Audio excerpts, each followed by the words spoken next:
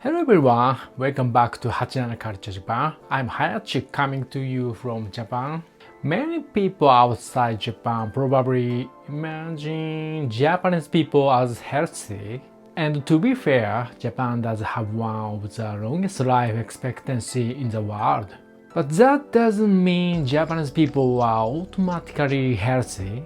Well, this isn't really a video about health today. I want to talk about a morning exercise that almost every Japanese person knows by heart. If the music starts playing, our bodies almost move automatically. Radio Taiso. Radio Taiso is a simple exercise routine that has become deeply rooted in Japanese culture. We learn it in elementary school PE classes, and it's also a traditional part of summer vacation. Pretty much every Japanese person knows Radio Taiso. And when Japanese people hear the words Radio Taiso, the first thing that comes to mind is usually summer vacation. When I was a kid, more than 30 years ago now, every morning during summer vacation, we would gather at a local park or empty lot at 6:30 a.m. and to read Radio Taiso together. Since it was held outdoors, someone had to bring a radio to play the music. In my neighborhood, that job usually went to one of the older elementary school kids. The rules were assigned to the school. Depending on the area, adults were in charge, and in some places even high school students ran the event. I remember carrying the radio myself when I was 6th grade, and remember this was 1990s. Those things were huge. I had to carry this giant radio cassette player all the way there. The school gave us a Radio Taiso attendance card. Every day we participated, we'd get a stamp on it. When school started again, we'd bring it back and hand it in. Some classmates managed to collect stamps for every single day. It became something everyone talked about once school started. Some kids hardly showed up at all. Even if you couldn't attend because of a family trip, you could join a Radio Taiso session in a different town and get a stamp there too. There are actually two versions of Radio Taiso, number 1 and number 2, and we usually do both. Altogether it takes about 7 minutes, and it wasn't just kids who participated. You'd also see parents, grandparents, and other people from the neighborhood.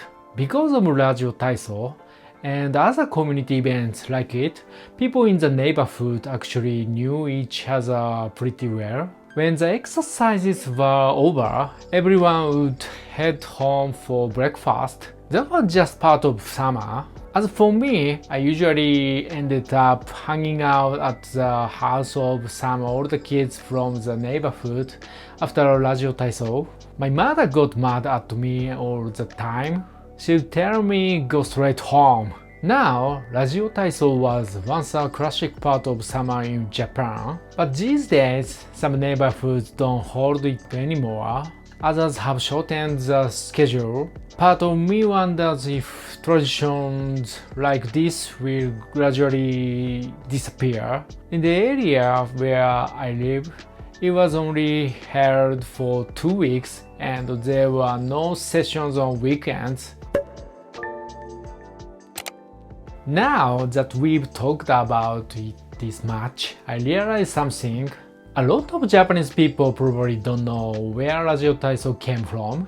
It's funny how we often know something our whole lives without knowing much about its history. So I decided to do a little research. And if you ever make some Japanese friends in the future, maybe you can impress them with this trivia. So here's what I found. Radio Taiso actually goes back much further than I expected.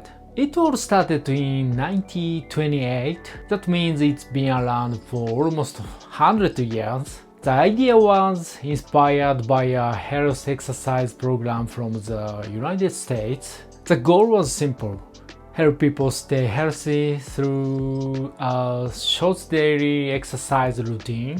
Over time, Radio Taiso spread all across Japan. Almost everyone knew it.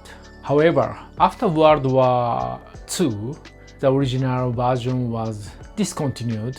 A few years later, a new version was created. The Radio Taiso #1 we know today was introduced in 1952, and Radio Taiso #2 followed in 1954. In other words, Japanese people have been doing almost the same exercise for more than 70 years. My parents knew it, my grandparents knew it, and kids today still know it. When you think about it, that's pretty amazing. A simple 7 minutes exercise has connected generations of Japanese people for nearly a century.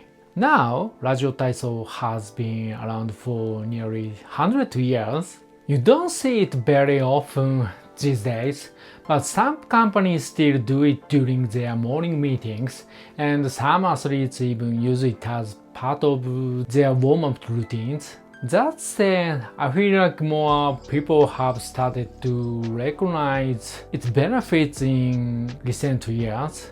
And honestly, if you actually try it, you'll understand why. It's surprisingly challenging.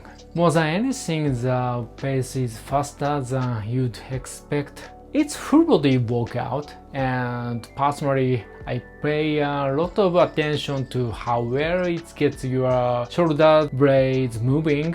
To be honest, I think doing 7 minutes of Radio Taiso every day, or not doing it, could make a real difference to your health and body weight a few years down the road. Well, that's all for today. What family exercise or daily routine where you come from? If there's something you do regularly, let me know in the comments. I'll see you in the next video. 켄트 두어 카메하메아 애니모어 스타트 에브리 모닝 위드 라디오 타이소 앤 겟 유어 에너지 플로잉